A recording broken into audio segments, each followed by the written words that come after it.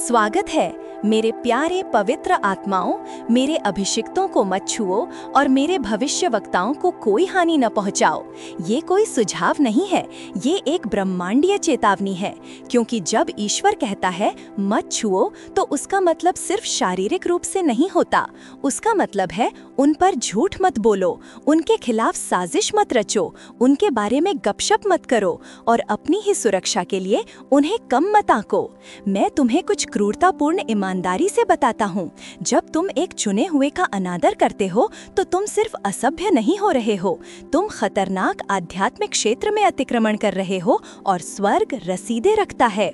अब यहाँ एक कम ज्ञात तथ्य है, जिन लोगों ने एक सच्चे चुने हुए को बर्बाद करने, धोखा देने या नष्ट करने की कोशिश की है, उनमें से 80% से अधिक अंततः सार्वजनिक रूप से अपमानित हुए, आर्थिक रूप से बर्बाद हुए या आध्यात्मिक रूप से प्रताड़ित हुए।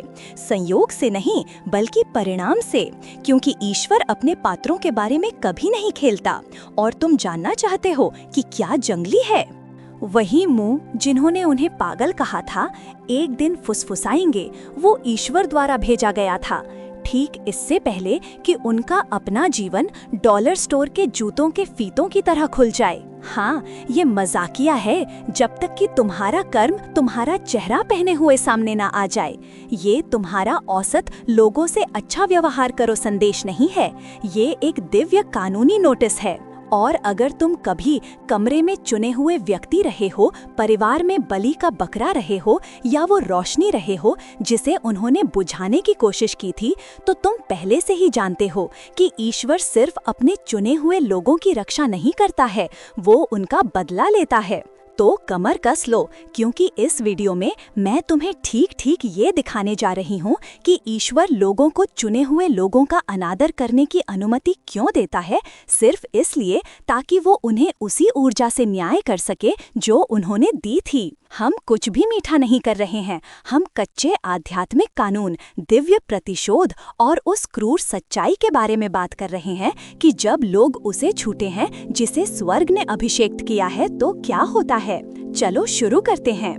पहली बात, एक चुने हुए का अनादर करना ईश्वर की इच्छा के खिलाफ युद्ध की घोषणा है।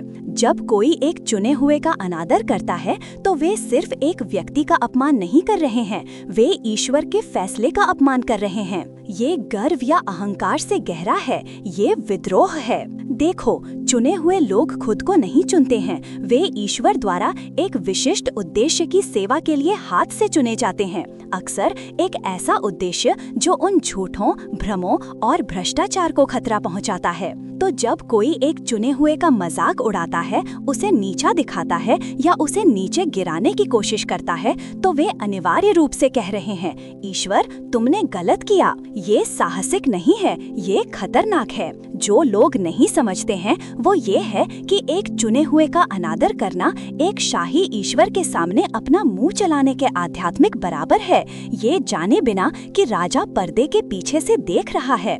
और ईश्वर देखने से ज्यादा करता है, वो याद रखता है, वो रिकॉर्ड करता है, वो प्रतिक्रिया देता है।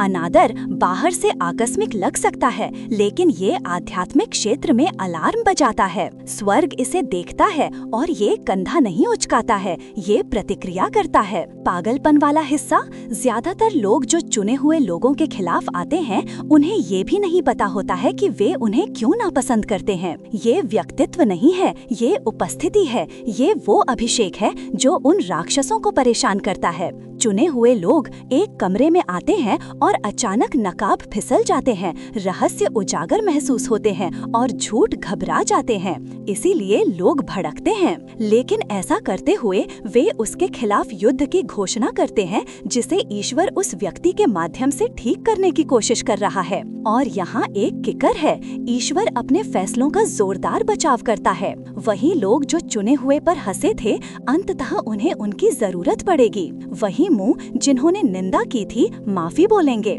इसलिए नहीं क्योंकि चुने हुए ने इसकी मांग की थी, बल्कि इसलिए क्योंकि दिव्य कानून संतुलन की मांग करता है। तो जब कोई एक चुने हुए का अनादर करता है तो ये तुरंत उल्टा नहीं पड़ सकता है, लेकिन ये निर्विवाद रूप से उल्टा पड़ेगा। और जब ऐसा होता है तो ये सजा की तरह नहीं लगेगा। ये ऐसा लगेगा जैसे उन्होंने जो कुछ भी बनाने की कोशिश की थी वो धीमी गति में ढह रहा है, जबकि जिसका उन्होंने अनादर किया था वो बिना पसीना बहाए उठ रहा है। ये कर्म नहीं है, ये ईश्वर दिखा रहा है कि वो किसका समर्थन करता है। दूसरी बात, चुने हुए लोग दिव्य ट्रिगर हैं। अनादर उनके क्रोध कोड को सक्रिय करता है। हर चुने हुए में कुछ ऐसा बनाया गया है जिसे लोग तब तक नहीं समझते जब तक कि बहुत देर न हो जाए।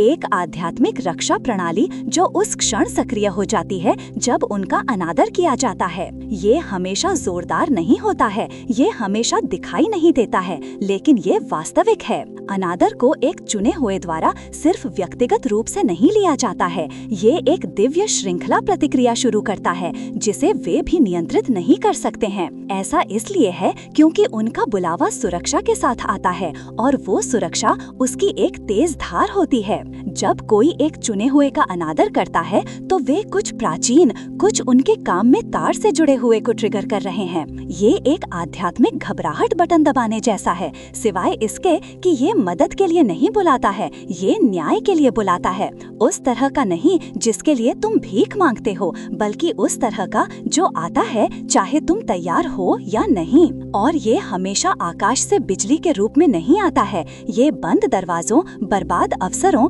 और अप्रत्याशित अराजकता में दिखाई देता है। ये संयोग से नहीं है, ये आध्यात्मिक कानून है जो अनादर को ठीक कर रहा है। चुने हुए लोगों को तुम्हें श्राप देने की जरूरत नहीं है, उन्हें पलटवार करने की जरूरत नहीं है, उन्हें बस अपने उद्देश्य के साथ संरेखित रहना है। जिस क्षण तुम उनके साथ एक रेखा पार करते हो, स्वर्ग कदम रखता है। इसलिए नहीं क्योंकि वे नाजुक हैं, बल्कि इसलिए क्योंकि पृथ्वी पर उनकी उपस्थिति रणनीतिक है और ईश्वर किसी को भी उसमें हस्तक्षेप करने की अनुमति नहीं देता है जो वो बना रहा है। तो जब तक ऐसा लग सकता है कि तुम सिर्फ एक नियमित व्यक्ति के साथ उलझ गए हो, जो तुमने वास्तव में किया है वो है किसी ऐसे को चुनौती देना जो पवित्र निर्देश ले जा रहा है। ये प्रतिशोध की तरह नहीं लगता है क्योंकि ये व्यक्तिगत नहीं है, ये प्रोटोकॉल है। एक बार जब एक चुने हुए को सौंपा जाता है तो उनके खिलाफ कोई भी हमला मिशन के खिलाफ एक अपराध के रूप में माना जाता है और ईश्वर से मिशन बिना परिणामों के बर्बाद नहीं होते हैं। यही कारण है कि जो लोग चुने हुए लोगों के खिलाफ आते हैं वे अंततः उन तरीकों से टूट जाते हैं जिन्हें कोई नहीं समझा सकता है। ये बुरा भाग्य नहीं है, ये क्रोध कोड है जो चुपचाप कुशलता के साथ और सटीकता के साथ सक्रिय हो रहा है। तुम्हें इस पर विश्वास करने की जरूरत नहीं है कि ये तुम्हें लगे। यही वो है जो इसे खतरनाक बनाता है, क्योंकि एक बार जब ये शुरू हो जाता है तो इसे उलटने का कोई तरीका नहीं है। क्षति पहले से निर्धारित है। तीसरी बात, ईश्वर खामोशी में क्रोध संग्रहित करता है, लेकिन वो सटीकता से उसे उजागर करता है। लोग सोचते हैं कि जब एक चुने हुआ अनादर किए जाने के बाद खामोश रहता है तो इसका मतलब है कि वे कमजोर, डरे हुए या खुद के बारे में अनिश्चित हैं। लेकिन जो वे नहीं समझते हैं वो ये है कि एक चुने हुए की खामोशी खालीपन नहीं है, ये निर्माण है। ये एक दिव्य तूफान से पहले की शांति है जो शोर के साथ नहीं आती है, ये परिणामों के साथ आती है। वो खामोशी वो जगह है जहाँ ईश्वर काम करना शुरू करता है। वो खामोशी पवित्र भूमि है जहाँ स्वर्ग एक ऐसी प्रतिक्रिया तैयार करना शुरू करता है जो किसी भी तर्क से ज्यादा जोर से मारती है। देखो, चुने हुए लोग हमेशा तुरंत प्रतिक्रिया नहीं देते हैं। उन्हें सिखाया गया है, कभी कभी कठिन तरीके से, कि पलटवार करने से कुछ भी ठीक नहीं होता है, ये सिर्फ विचलित करता है। तो वे खामोश रहते हैं, इसलिए नहीं क्योंकि वे महसूस नहीं करते, बल्कि इसलिए क्योंकि उन्होंने सीखा है कि ईश्वर का समय उनके स्वभाव से बेहतर है। और वो खामोशी वो जगह है जहाँ ईश्वर अपना क्रोध संग्रहित करता है, नफरत से नहीं बल्कि न्याय से। क्योंकि जब एक चुने हुए का अनादर किया जाता है तो ईश्वर भावनात्मक रूप से जल्दी नहीं करता है, वो इंतजार करता है और फिर सटीकता से हमला करता है। जो लोग चुने हुए लोगों पर हमला करते हैं वे सोचते हैं कि वे जीत गए हैं क्योंकि उन्हें कोई तुरंत प्रतिक्रिया नहीं मिली। वे सोचते हैं कि खामोशी का मतलब है कि वे बच गए। जो वे नहीं देखते हैं वो ये है कि जब वे अपने अनादर के छोटे से पल के बारे में शेखी बघार रहे हैं तो ईश्वर पहले से ही एक ऐसी स्थिति का मसौदा तैयार कर रहा है जो उन्हें उसी व्यक्ति के सामने विनम्र करेगी जिसका उन्होंने अपमान करने की कोशिश की थी। ईश्वर उन्हें तब तक सुरक्षित महसूस करने देता है जब तक वो नहीं करता। जब ईश्वर एक चुने हुए की ओर से चलता है तो ये नाटकीय नहीं होता है, ये सर्जिकल होता है। ये प्रतिष्ठा, संसाधन, रिश्ते ऐसे क्षेत्रों को मारता है जिन्हें एक तुरंत माफी से ठीक नहीं किया जा सकता है। और जब ये सब हो रहा होता है तो चुना हुआ अभी भी खामोश है, अभी भी उठ रहा है, अभी भी उद्देश्य में चल रहा है, क्योंकि उनकी खामोशी आत्मसमर्पण नहीं थी, ये रणनीति थी, ये विश्वास था, ये ईश्वर को वो संभालने देना था जिससे उनका मांस लड़ना चाहता था। तो अगली बार जब कोई सोचे कि एक चुना हुआ प्रतिक्रिया न करने के लिए कमजोर है तो उन्हें सावधान रहना चाहिए। वो खामोशी भरी हुई है और जब वो खत्म होती है तो उनकी शक्ति का भ्रम भी खत्म हो जाता है। चौथी बात, एक चुने हुए के खिलाफ हर अनादर एक चालान है जिसे स्वर्ग वसूल करेगा। एक चुने हुए का अनादर सिर्फ एक पल नहीं है, ये एक लेन देन है। ये उस पल की गर्मी में एक मजाक, एक अफवाह, एक चालाक टिप्पणी या एक आंख घुमाना लग सकता है, लेकिन आध्यात्मिक क्षेत्र में अनादर का हर कार्य प्रलेखित हो जाता है। स्वर्ग इसे जाने नहीं देता है। किसी हाथ से चुने हुए पर कोई मुफ्त शॉट नहीं है। हर अपराध दर्ज किया जाता है, मोहर लगाई जाती है और फाइल कर दिया जाता है, बदला लेने के लिए नहीं बल्कि दिव्य वसूली के लिए। और जब वो वसूली का दिन आता है तो वो दस्तक नहीं देता है, वो दरवाजे को लात मारकर अंदर आता है। ईश्वर हमला करने में जल्दी नहीं करता है, लेकिन वो सटीक है। यही वो है जो इसे और भी भयानक बनाता है। तुम आज एक चुने हुए का अनादर कर सकते हो और हफ्तों, महीनों, यहाँ तक कि सालों तक कुछ भी नहीं हो सकता है। तुम इसके बारे में हंस सकते हो, साहसी, शक्तिशाली, अछूते महसूस कर सकते हो, लेकिन स्वर्ग कभी भी समय के लिए दबा हुआ नहीं था।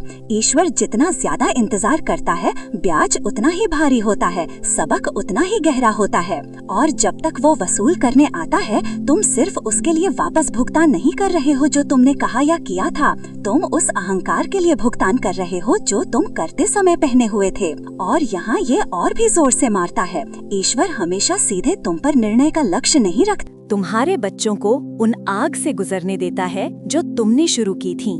पीढ़ीगत दर्द तब आता है जब एक व्यक्ति का गर्व दूसरे व्यक्ति का अभिशाप बन जाता है। लोग ये महसूस नहीं करते हैं कि जब वे एक चुने हुए को गलत तरीके से संभालते हैं तो वे सिर्फ अपने ही हाथ नहीं दागते हैं, वे अपनी खून की रेखा को जहर देते हैं।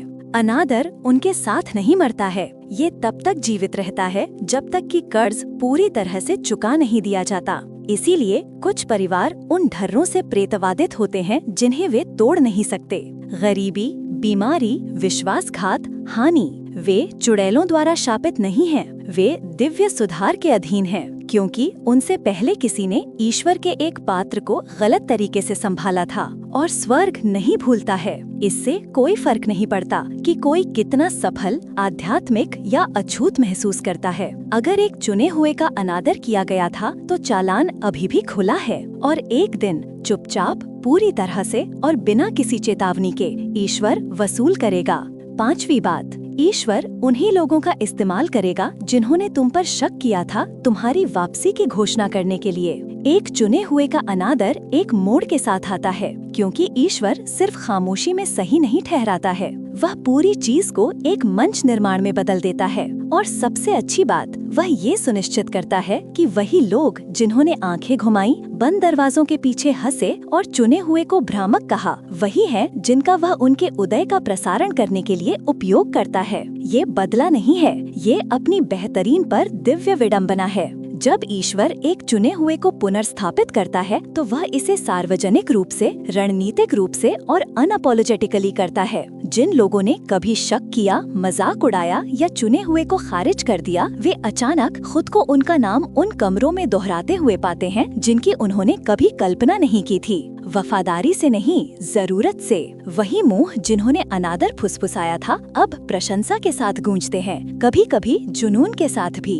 क्योंकि जब ईश्वर एक जीवन पर अपना हाथ वापस रखता है तो चमक निर्विवाद होती है, कृपा अचूक होती है और बदलाव नजरअंदाज करने के लिए बहुत जोरदार होता है। ये एक वापसी नहीं है, ये एक दिव्य पुनर्मार्गन है जो हर किसी को जो सोचता था कि अंतिम शब्द उसका है, उसे कैमरे पर अपना शब्द खाने पर मजबूर करता है। जो और भी क्रूर है वह ये है कि जो लोग कभी चुने हुए को नीचे गिराने में एकजुट थे, वे एक दूसरे पर मुड़ने लगते हैं। वफादारी ढह जाती है, गठबंधन भंग हो जाते हैं। अचानक वही हल्के जो अनादर से पनपते थे अब प्रशंसा से विभाजित हैं, क्योंकि ईश्वर सिर्फ चुने हुए को नहीं छुड़ाता है, वह उनकी कहानी का उपयोग हर उस झूठे समर्थक को उजागर करने के लिए करता है जो सोचता था कि वे स्वर्ग द्वारा चुने गए किसी के साथ खेल सकते हैं। ये प्रसिद्धि के बारे में नहीं है, ये सुधार के बारे में है। ईश्वर चुने हुए लोगों को दिखाने के लिए नहीं उठाता है, वह उन्हें प्रकट करने के लिए उठाता है। और उस रहस्योद्घाटन का एक हिस्सा उन्हीं लोगों को बनाना शामिल है जिन्होंने उन्हें कम आंका था, उनके उत्थान के संदेशवाहक। ईश्वर ऐसे ही काम करता है, वह पलटवार नहीं करता है, वह ऑर्केस्ट्रेट करता है, वह अनादर को तनाव बनने देता है और फिर वह पटकथा को इतनी नाटकीय रूप से पलट देता है कि नफरत करने वाले भी प्रशंसकों की तरह लगने लगते हैं। तुम्हें पता चल जाएगा कि वापसी को दिव्य रूप से मंच किया गया है जब जिन लोगों ने चुने हुई को दफनाने में मदद की थी वही अब शेखी बघार रहे हैं कि वे उन्हें चमकने से पहले जानते थे। ये संयोग नहीं है, ये ईश्वर है जो संदेहियों का उपयोग उस उदय के अनिच्छुक भविष्यवक्ताओं के रूप में कर रहा है जिसके बारे में उन्होंने कसम खाई थी कि कभी नहीं होगा। छठी बात, जो लोग चुने हुए लोगों का अपमान करते हैं वे संयोग के रूप में प्रच्छन्न श्रापों को विरासत में पाते हैं। ज्यादातर लोग अपने पतन और अपने अनादर के बीच के बिंदुओं को नहीं जोड़ते हैं। वे सोचते हैं कि जीवन सिर्फ अन्याय हो रहा है, वे इसे बुरा भाग्य, एक कठिन दौर या हम सभी चीजों से गुजरते हैं कहते हैं। लेकिन सच तो ये है कि उनमें से कुछ संयोग बिल्कुल नहीं है, वे परिणाम हैं। क्योंकि जब कोई एक चुने हुए का अपमान करता है तो वे अनजाने में एक दरवाजा खोलता है और उस दरवाजे के पीछे आकाश से एक बिजली का बोल्ट नहीं है, ये एक धीमा खुलना है जो साधारण लगता है लेकिन कुछ है सिवारे, वे इसे आते हुए नहीं देखते हैं। पहले ये वह नौकरी है जो उन्होंने सोची थी कि सुरक्षित है, अचानक उनकी उंगलियों से फिसल रही है। फिर ये किसी ऐसे व्यक्ति द्वारा विश्वासघात है जिसकी उन्होंने कभी उम्मीद नहीं की थी। फिर अजीब देरियां, कभी न खत्म होने वाले झटके, वे रिश्ते जो बिना किसी कारण के ढह जाते हैं। ये पहली बार में एक श्राप की तरह नहीं लगता है, जबकि जिस व्यक्ति ने उन्हें नीचे गिराने की कोशिश की वह स्थिर रहता है, चुना हुआ चढ़ता है, अक्सर उन लोगों को पार कर जाता है जिन्होंने कभी शक किया था या उन्हें नीचा दिखाया था। और यहाँ एक किकर है, ये बदला लेने के बारे में भी नहीं है, ये रहस्यवादन के बारे में है। ईश्वर सिर्फ अपने चुने हुए लोगों को उनके अपने भले के लिए नहीं उठाता है, वह दूसरों को ये दिखाने के लिए ऐसा करता है कि उसकी कृपा को नकारा नहीं जा सकता है। एक चुने हुए का उदय इस बात का एक सार्वजनिक प्रदर्शन है कि जब तुम गलत व्यक्ति को छूते हो तो क्या होता है। ये हर किसी को देखने के लिए एक रहस्यवादन है कि ईश्वर के अभिषिक्तों के अनादर करने के परिणाम होते हैं। अनादर करने वाले को ये देखने को मिलता है कि उनका निशाना सुर्खी, सफलता की कहानी वो बन जाता है और वे धूल में रह जाते हैं, ये समझने में असमर्थ कि वे नियंत्रण में रहने वाले से पीछे रह जाने वाले कैसे बन गए। ये चुने हुए के पलटवार करने के बारे में नहीं है, वे अपने उदय को बात करने देते हैं, वे ईश्वर को अपने दुश्मनों के अपमान को संभालने देते हैं। इस सब के दौरान चुना हुआ चुपचाप और लगातार चढ़ता रहता है, जबकि जिन्होंने उन पर शक किया था वे उस उत्थान को देखने के लिए मजबूर होते हैं जो उन्होंने कभी सोचा नहीं था संभव। ये कार्रवाई में दिव्य न्याय है और कोई भी तर्क उस तर्क की सच्चाई कभी नहीं दे सकता है। 14वीं बात, ईश्वर तुम्हें सिर्फ इसलिए उठने देगा ताकि वह तुम्हें चुने हुए के सामने झुका सके। ईश्वर तुम्हारे गर्व को ऊंचा ले जाने से नहीं डरता है, क्योंकि वह समझता है कि ये सब कैसे नीचे लाना है। कुछ लोग अपने ही अहंकार से इतने अंधे हो जाते हैं, इतने आश्वस्त हो जाते हैं कि उनका उदय उनकी अपनी महानता का परिणाम है कि वे एक महत्वपूर्ण बात भूल जाते हैं। ईश्वर का समय पूर्ण है और वह तुम्हें एक पल में ऊपर से नीचे ला सकता है। वह तुम्हारे गर्व को तुम्हें ऊपर उठाने देगा सिर्फ इसलिए ताकि वह एक ऐसी विनम्रता का आयोजन कर सके जो तुम्हारी शेखी बघारने जितनी ही सार्वजनिक हो। और जब वह ऐसा करता है तो तुम खुद को एक ऐसी स्थिति में पाओगे जहां तुम्हारे पास उसी व्यक्ति के सामने झुकने के अलावा कोई विकल्प नहीं होगा जिसका तुमने मजाक उड़ाया था, जिस पर तुम हंसे थे, जिसे तुमने सोचा था कि तुम्हारे नीचे है। ये सजा के बारे में नहीं है, ये स्वर्ग के पदानुक्रम को लागू करने के बारे में है। ईश्वर उसके साथ नहीं खेलता है जिसे उसने अभिषिक्त किया है, और जब तुम ये फैसला करते हो कि जिसे उसने अभिषिक्त किया है उसका अनादर करना है या उसे कमजोर करना है, तो तुम कुछ समय के लिए इससे बच सकते हो। लेकिन अंततः समय आएगा जब वह ये सुनिश्चित करेगा कि तुम उसी शक्ति को देखो जिसे तुमने कम करने की कोशिश की थी, और वह सिर्फ इसे निजी तौर पर नहीं होने देगा, वह पूरी दुनिया को इसे देखने देगा। वह ये सुनिश्चित करेगा कि तुम उसी व्यक्ति के आमने सामने खड़े हो जिसका तुमने कभी अनादर किया था, और तुम्हें उनकी महानता को स्वीकार करने के लिए मजबूर किया जाएगा। ये अपमान नहीं है, ये दिव्य व्यवस्था है। स्वर्ग के पदानुक्रम का खुद को लागू करने का एक तरीका है और इसे नजरअंदाज करने के परिणाम होते हैं। गर्व का तुम्हें बनाने का एक तरीका है, लेकिन ये तुम्हें एक गिरावट के लिए भी तैयार करता है, और जब वह गिरावट होती है तो ये सिर्फ हानि के बारे में नहीं है, ये तुम्हारे उस व्यक्ति के सच्चे अधिकार को पहचानने के बारे में है जिसे तुमने कम करने की कोशिश की थी। तुम वहाँ विनम्र होकर खड़े होगे, छिपने के लिए कोई जगह नहीं होगी। जिन लोगों ने कभी तुम्हें उपहास करते हुए देखा था, वे अब तुम्हें उसी व्यक्ति के सामने झुकते हुए देखेंगे जिसका तुमने अनादर किया था। ये ईश्वर दिखावा नहीं कर रहा है, ये ईश्वर दुनिया को दिखा रहा है कि वास्तव में शक्ति किसके पास है। अंत में संदेश स्पष्ट है, ईश्वर के चुने हुए लोग अछूत हैं, उनका रास्ता दिव्य रूप से सुरक्षित, उनका उद्देश्य अटूट है और उनका उत्थान अजेय है। तुम पत्थर फेंक सकते हो, बुरा बोल सकते हो या उन्हें कमजोर करने की कोशिश कर सकते हो, लेकिन अंत में स्वर्ग की शक्ति इन सब से ऊपर उठेगी। जो अनादर तुम उनके रास्ते में फेंकते हो वह उन्हें कम करने का हथियार नहीं है, ये एक बूमरैंग है जो तुम्हारे पास वापस आएगा। ये एक दिव्य कानून है, एक सार्वभौमिक सच्चाई जिसे नजरअंदाज नहीं किया जा सकता है। जो तुम बोओगे वही तुम काटोगे, और जब तुम ईश्वर के अभिषिक्तों के खिलाफ जाते हो तो तुम सिर्फ उनकी ताकत का सामना नहीं कर रहे हो, तुम स्वर्ग के न्याय, कृपा और दिव्य व्यवस्था की पूरी शक्ति का सामना कर रहे हो।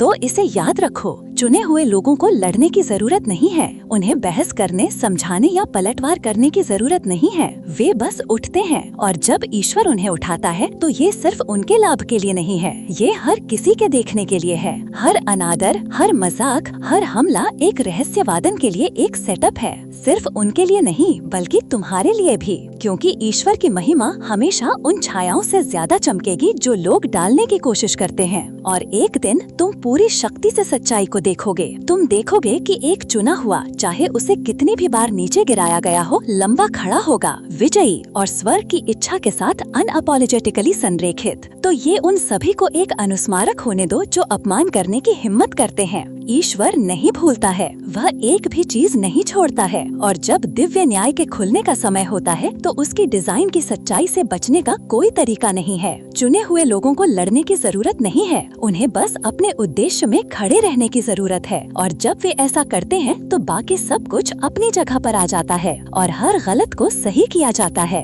ये प्रतिशोध नहीं है, ये दिव्य संरेखन है, और ये एक ऐसी शक्ति है जिसका कोई मुकाबला नहीं कर सकता। अगर ये संदेश तुमसे जुड़ा, अगर तुमने इन सच्चाइयों की शक्ति को अपनी आत्मा में गहराई से महसूस किया, तो अभी उस सब्सक्राइब बटन को दबाना न भूलें। उन लोगों के इस समुदाय में शामिल हों जो समझते हैं कि दिव्य न्याय वास्तविक है और चुने हुए लोग उठ रहे हैं। तुम उस शक्तिशाली सामग्री को नहीं छोड़ना चाहते। मुझे ये सुनना अच्छा लगेगा कि ये शब्द तुम्हारी यात्रा को कैसे प्रभावित कर रहे हैं। इसे किसी ऐसे व्यक्ति के साथ साझा करना न भूलें जिसे इसे सुनने की जरूरत है, क्योंकि मेरा विश्वास करो, तुम कभी नहीं जानते कि सिर्फ एक संदेश से किसका जीवन बदल सकता है। याद रखो, जब ईश्वर के चुने हुए लोग उठते हैं तो हम एक साथ उठते हैं। चमकते रहो, विश्वास करते रहो और शब्द फैलाते रहो। यहाँ होने के लिए धन्यवाद। मैं तुम्हें अगले में मिलूंगा। ईश्वर तुम्हें आशीर्वाद दे।